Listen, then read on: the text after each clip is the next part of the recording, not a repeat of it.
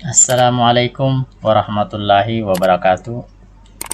Kembali di channel Guru Matematika, channel yang siap berbagi informasi-informasi dalam dunia pendidikan maupun yang berkaitan dalam dunia pendidikan. Baik, video saya kali ini saya akan berbagi tentang sistematika laporan PKP. Sekarang menjelang akhir-akhir perkuliahan di UT, bagi mahasiswa yang memprogramkan mata kuliah PKP untuk segera menyelesaikan pembuatan laporan PKP yang merupakan tugas akhir dari mahasiswa. Baik, kali ini kita akan mencoba memberikan gambaran kepada mahasiswa sistematika laporan. Saksikan videonya sampai selesai. Baik, yang pertama, bagi mahasiswa yang membuat laporan akhir, di situ harus mencantumkan beberapa bagian dari laporan. Yang pertama harus memiliki halaman judul, ya.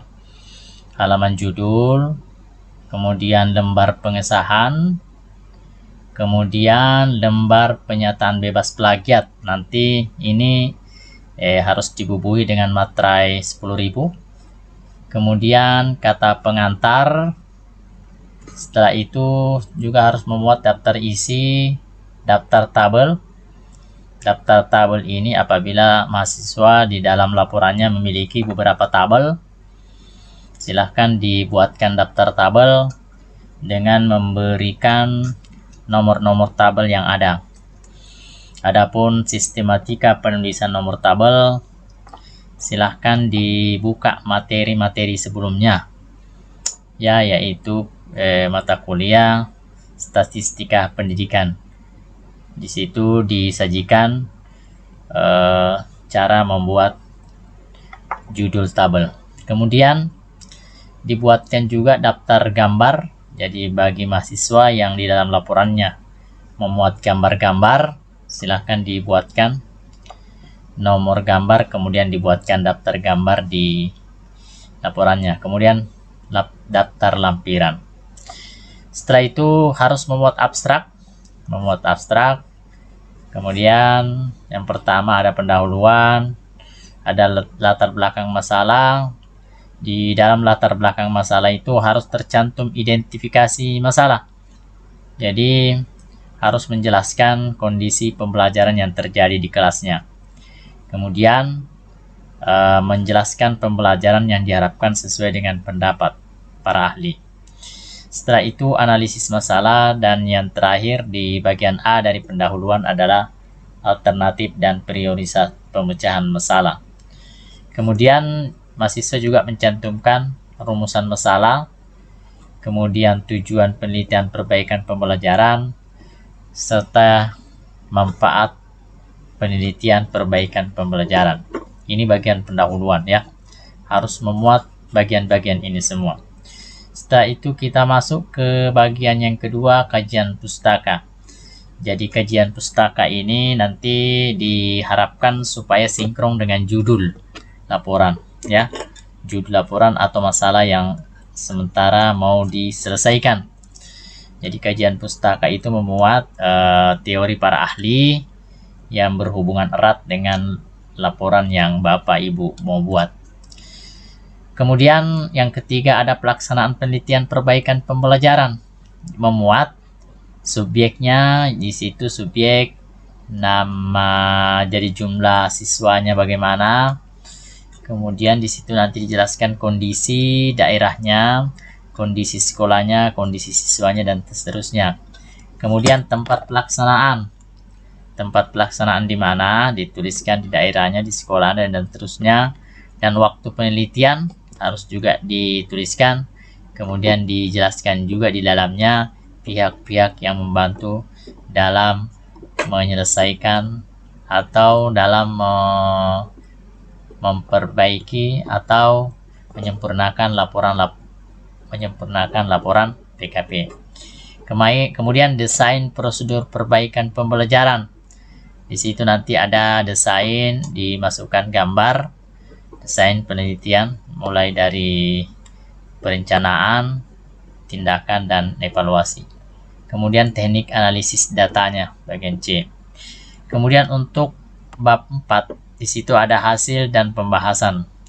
Dimuat deskripsi hasil penelitian perbaikan pembelajaran dan pembahasan hasil penelitian perbaikan pembelajaran. Kemudian untuk bab 5, simpulan dan saran serta tindak lanjut. Memuat 2, simpulan, saran, dan tindak lanjut.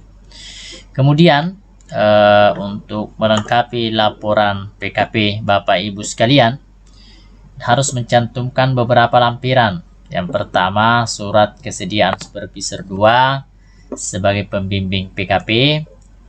Kemudian yang kedua, perencanaan PTK yang isinya identifikasi masalah, kemudian analisis masalah, alternatif pemecahan masalah, dan rumusan masalah. Kemudian dimasukkan berkas RPP, ada 3. Boleh lebih dari 3, tergantung dari situasi kondisi di lapangan. Apabila RPP siklus 2 tidak berhasil atau apa yang diharapkan belum mencapai tujuan, silakan lanjutkan ke RPP perbaikan siklus 3 bila diperlukan. Jadi Bapak Ibu sekalian harus memasukkan berkas RPP prasiklus, kemudian RPP perbaikan siklus 1, RPP perbaikan siklus 2, jika memungkinkan silahkan memasukkan RPP perbaikan siklus 3 bila diperlukan, baik itu eksas, non-eksas, atau tematik. Kemudian lembar observasi pengamatan kinerja harus dalam keadaan terisi.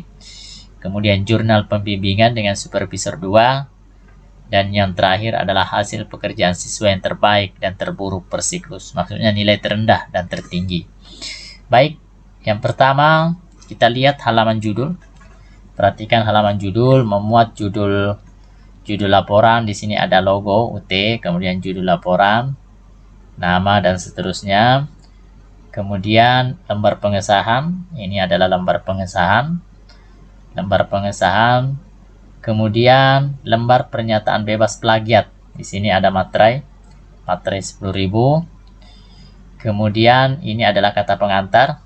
Ini silahkan dilihat kata pengantarnya. Kemudian daftar isi, ya. Daftar isi. Kemudian ini daftar tabel. Perhatikan jikalau laporannya masuk sekalian ada di dalam laporannya memuat beberapa tabel, silahkan dibuatkan daftar tabel. Demikian juga dibuatkan daftar gambar jika dalam laporannya ada beberapa gambar. Dan yang terakhir, perhatikan pengetikan abstrak, ya. Ini rata-rata 1 spasi pengetikannya.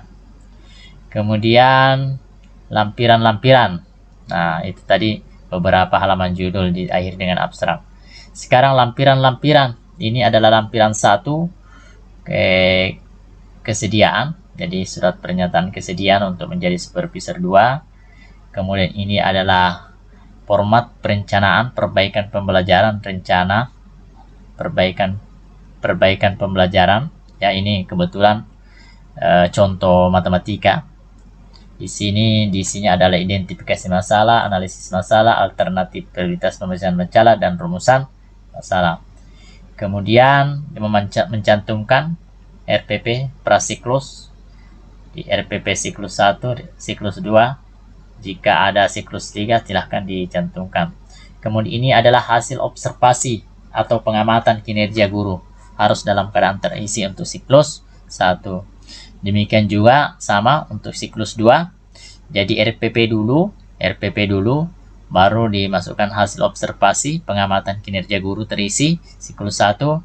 Kemudian masuk RPP 2, maka diisilah hasil observasi atau pengamatan kinerja guru terisi siklus 2.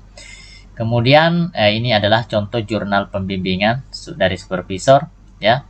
Supervisor 1 dan supervisor 2. Kemudian ini adalah lembar tes akhir individu. Jadi soal, ya.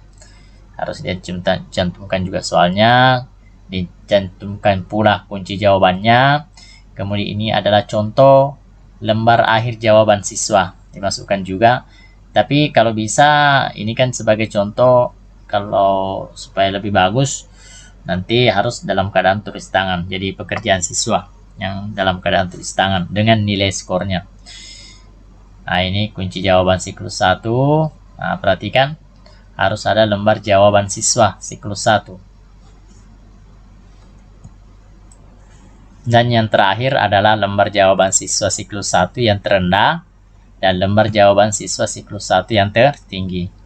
Nah, kalau kemudian masuk ke siklus 2 juga harus memasukkan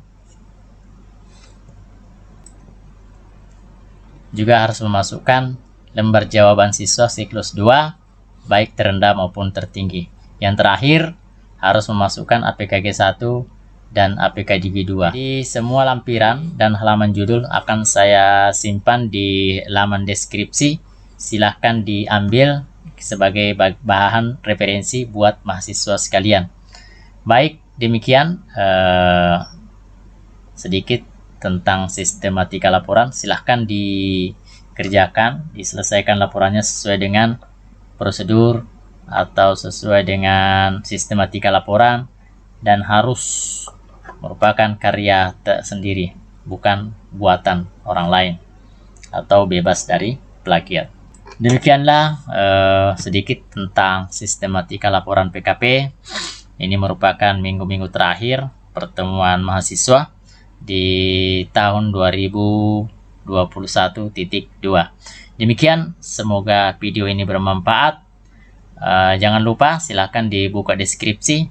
Di situ akan saya cantumkan, saya lampirkan beberapa file yang berkaitan dengan isi dari halaman judul dan seterusnya.